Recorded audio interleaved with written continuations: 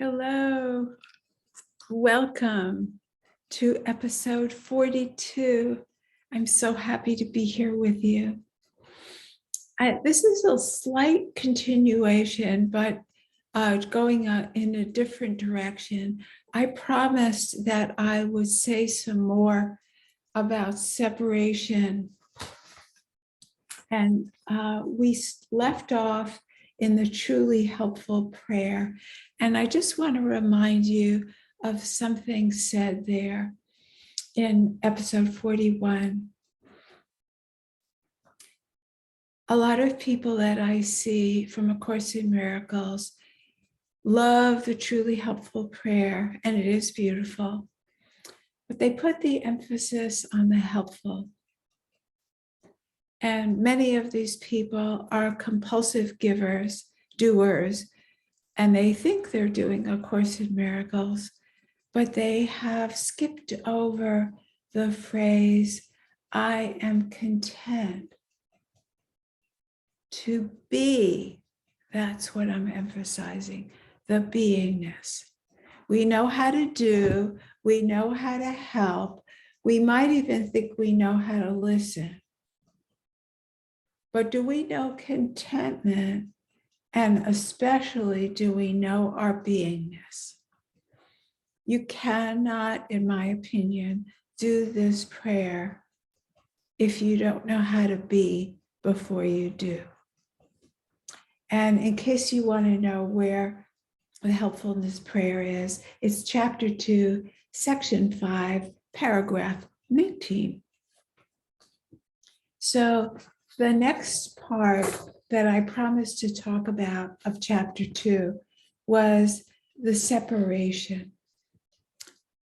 To extend, and this is in the origins in section 1, to extend is a fundamental aspect of God, which he gave to his Son.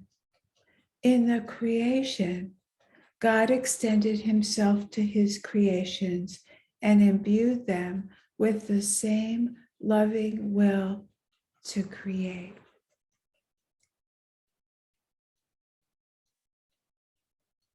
You have not only been fully created, but have been created perfect. There is no emptiness in you. Because of your likeness to your Creator, you are Creator. No child of God can lose this ability because it is inherent to what he is. Is another form of beingness, right?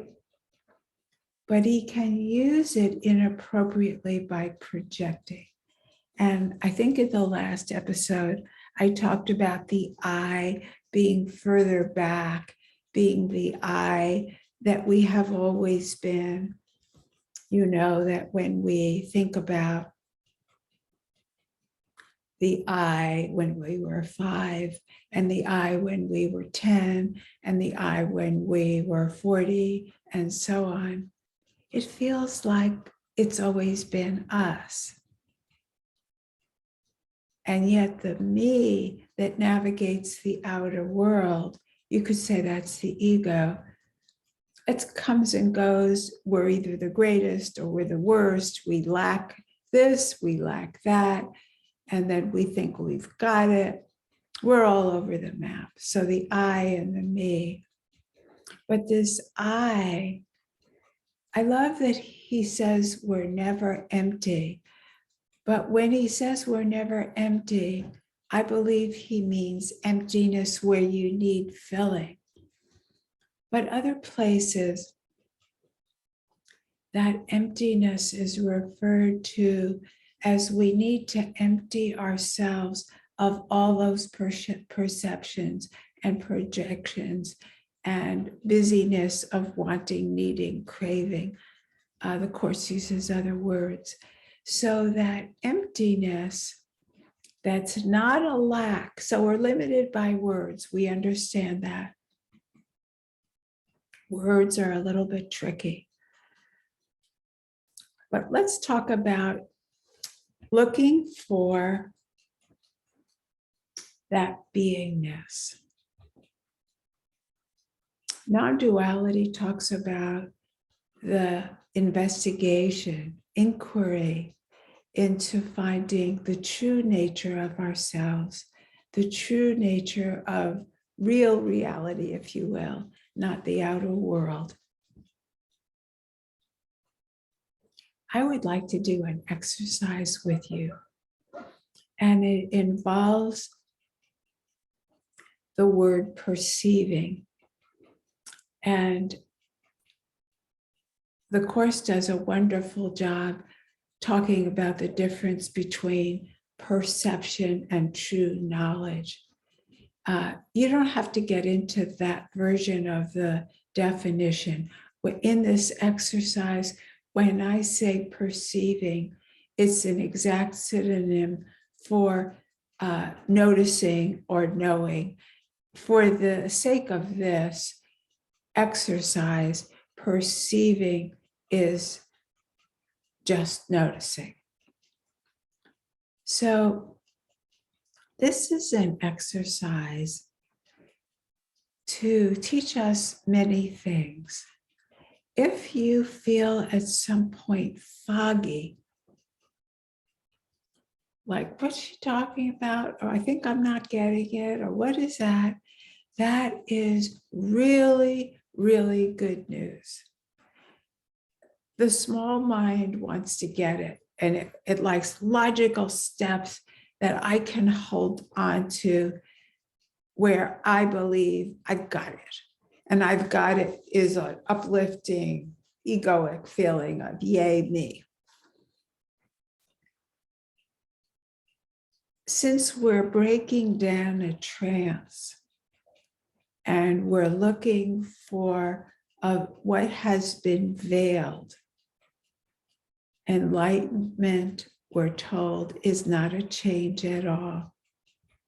So whatever we're looking for that is the real I, the real us, the real true self, has been hidden in plain sight. We've been told that.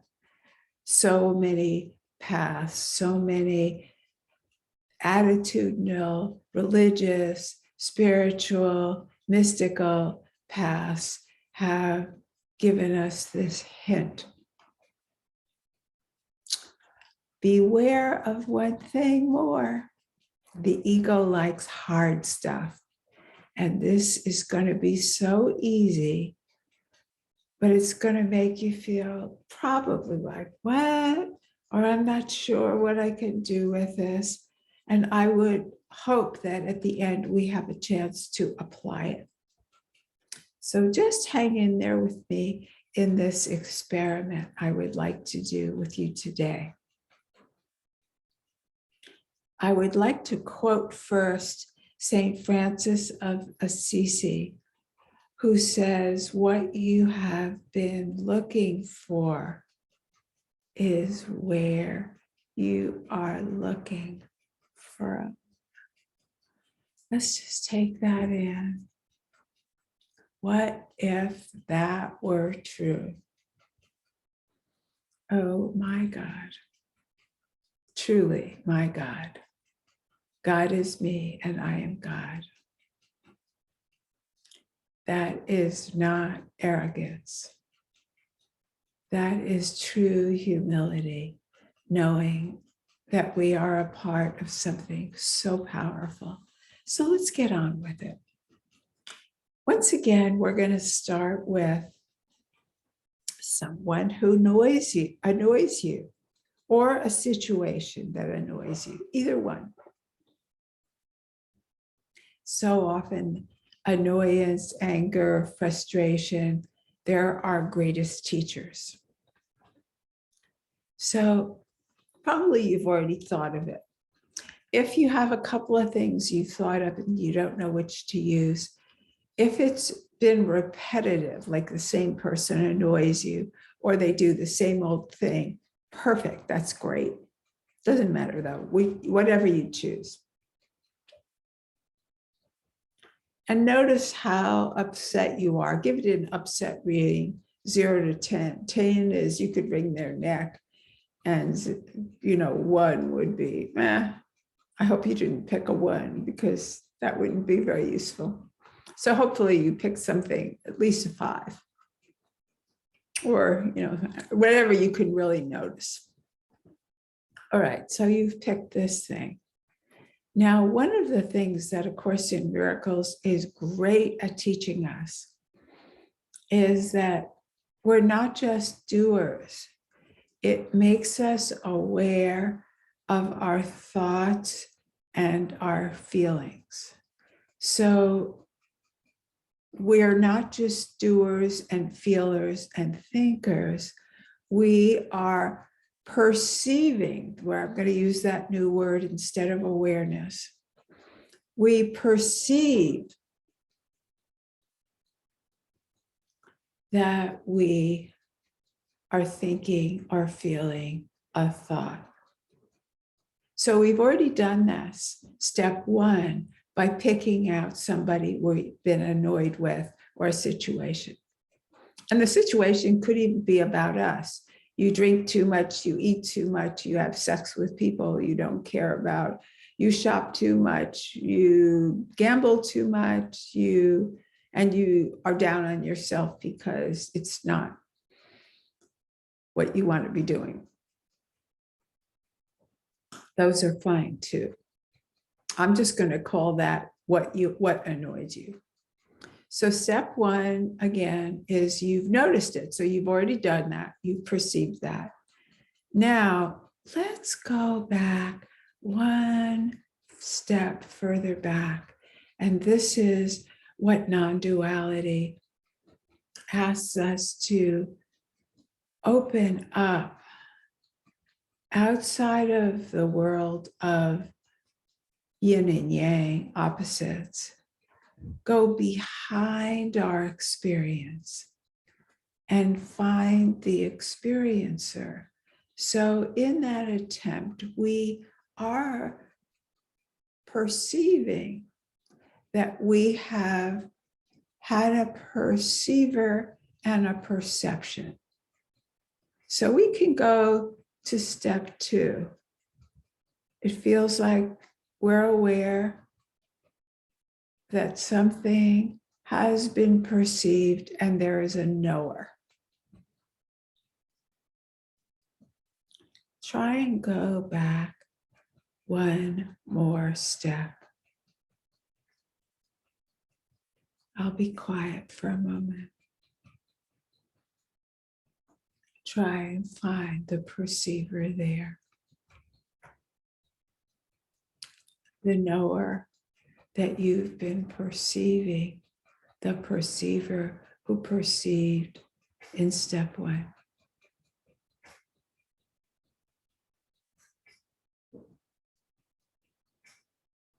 Probably you can't find it. And if you found it, you may be looking at the one who's looking for that. And that's more the me, that's the personality. So most of us have found that we can't find it. We can't go back any further. And we're in kind of empty space. That is so great. We have connected to our beingness, but our beingness is formless. It's not a body. It's not a shape. It's not anything that we can hold on to. But check into that emptiness. Is anything needed? Is anything wanted?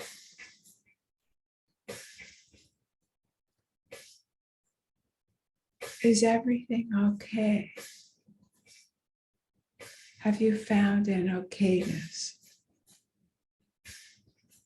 Can you find any judgments? Or are you just at rest? Is there contentment in this formless place that you've not found? I'm going to give you a metaphor that's kind of funny. You are like a scale that can weigh anything, but you cannot weigh yourself because you are what the scale is. So you are the beingness, but the beingness can't see itself because it's everything. It's the perceiver and the perceived. It's not an object anymore. It's not in a subject-object relationship. It's the oneness.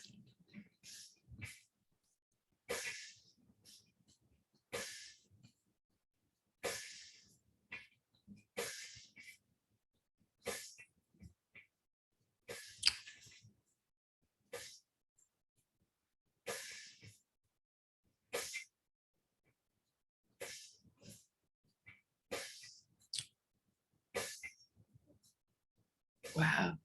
All right. Let's go back to that situation that annoyed you. How do you feel about that situation? Is it still a 7 or a 9 or a 10 or a 5?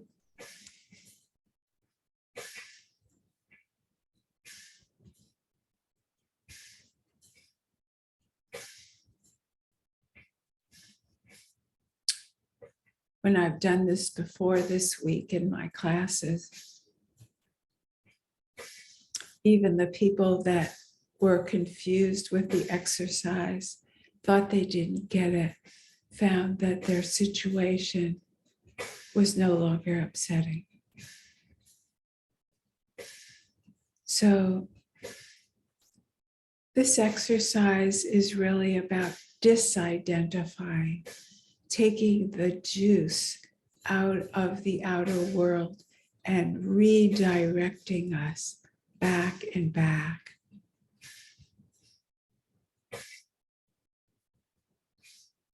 I've seen Mooji do this, and I thought it was very helpful to me. The way I like to adapt it is to associate my most upsetting situation. So if it were in you, if it was gambling or drinking too much or overeating, I would associate that habit that you don't like or something in someone else, your attitude. It's just your attitude. It's not the behavior, it's your attitude, your judgment, your perception. And associate it to remembering the back and the going to the nothingness that is our beingness. From here, we can manage the world with grace and ease, doing the helpfulness prayer, surrendering. It's another version of giving things to the Holy Spirit. But this is the embodying that Holy Spirit is in us. Our beingness is Holy Spirit. Our beingness is our connection. As I said in chapter 2, when I read about the separation and the atonement, chapter 2, the origins of separation. So really today I'm teaching about separation by teaching about oneness. This is where there aren't two. When we are looking for our beingness and we find that formless place, the formless is not separate from anything because it isn't anything. It's not a person. This beingness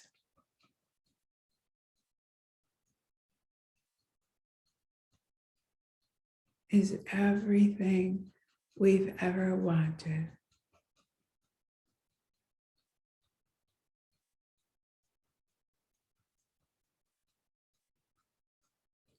Do you know that Rumi poem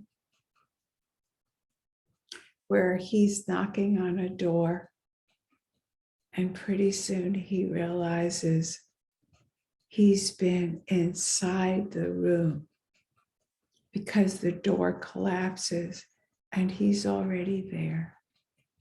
He never left. He was looking for a place where he already was, and that's us. Is your mind saying, oh, that's too easy? Oh, it's got to be, no, I don't think I got it. Oh, no. So we either want to get it so we can check it off, that's the me, or when the me gets in there, it looks at your emptiness and goes, that can't be it. Not you. You can't know the nature of reality. I know you're still small and incomplete and separate and not good enough. All right. Which do you want to claim?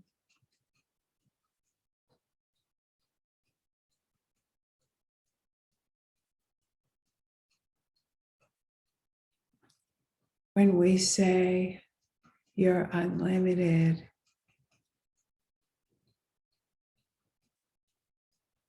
you're powerful, you're connected to all the ancestors of eternity because there's no time. You can feel in this beingness place, this amorphous, formless place, how that could be, because you are not a body. That's what the Course means. Finally, we're getting it inside ourselves, our experience, what that means. This can be such an opening moment if you will trust, and trust by applying this every time you're upset. Remember this amorphous place. Go back to, oh, look, I see I'm upset. So the perceiver is that local I. And then there's a step 2 where that too can be perceived. Somehow we can locate the I that perceives. I'm calling it the I. But the true beingness has no name. It's right behind the I. The I is the perfume of the beingness. It has the whiff. It's lost its involvement with the outer world, but it's still perceived. It's still an object and a subject. But if I go all the way back behind, where I can't find a subject and an object, and if I remain there,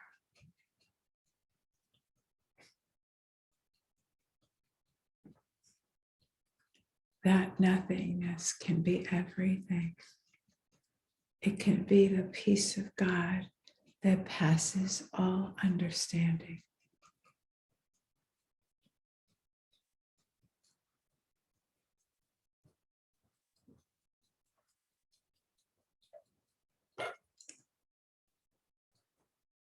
Do you want to do it again? Pick something else that bothers you. Let's time it. So by my clock, it's 09 now. And let's see how short a time it takes to remember truth. So we're upset. Pick another upset. You do something else you don't like. Somebody else annoys you. That's usually a good one to pick. somebody else doesn't appreciate you or honor you the way you'd like. Okay, you picked somebody. Now notice you've noticed that. That's step one, it's already done. No work. Step two, I'm going to look for what knows that I've just noticed that. And it feels like even though I can't place it, I know that I've known it. I saw it, I felt it, I watched myself experience that. So let's call that the I, step two. And can I find the perceiver of that? Behind, above, around, outside, underneath, certainly not in the body. It could be in the body, wherever you want it to be, look for it, but don't be the looker. So it's not anywhere. Looking at my clock, that's exactly 2 minutes. Now go back to that upset. How is it now? Do you feel a little bit disconnected from the upset? You can remember it. You could bring it all back. You could bring it back and get into it and be even more upset. But you could also stay outside it, noticing, remembering, using your memory to remember you're upset, but not getting involved, taking this place with you, taking this place that's formless with you. They say that love is a verb. In the old days of M. Scott Peck, he used to say love is a verb. I think that's what is meant for the helpfulness prayer, help that we extend. And as chapter 2 began, it talked about extension. To extend is a fundamental aspect of God. From this place that's amorphous, can you find a willingness to extend all that is just through your beingness? Do you want to withhold anything from anyone? And yet, it's not that place of preaching and talking. It's not that place where you have to correct anyone or you want to fix anyone. You're just available. The beingness is available. And that's where that helpfulness prayer comes from, because in your beingness, there is a willingness and openness, even a physical openness. When you're separate, you contracting, you're hiding, you're withholding, you're not enough. And with openness, you're withholding nothing.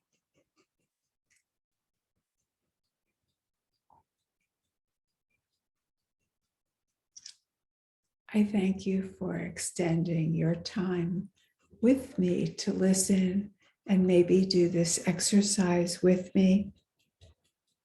And if you are willing, I'd love for you to write me, particularly about this episode or any other if you like. But I would really like to know if it affected you as much as it affected me. You can reach me if you listen on ACIM Gather, or if you listen on YouTube at Rosalind Rourke, my name, ROSALYN, Rourke, ROURKE, at either Comcast.net or gmail.com. I would love to hear from you. Namaste. I love you. Bye till next time.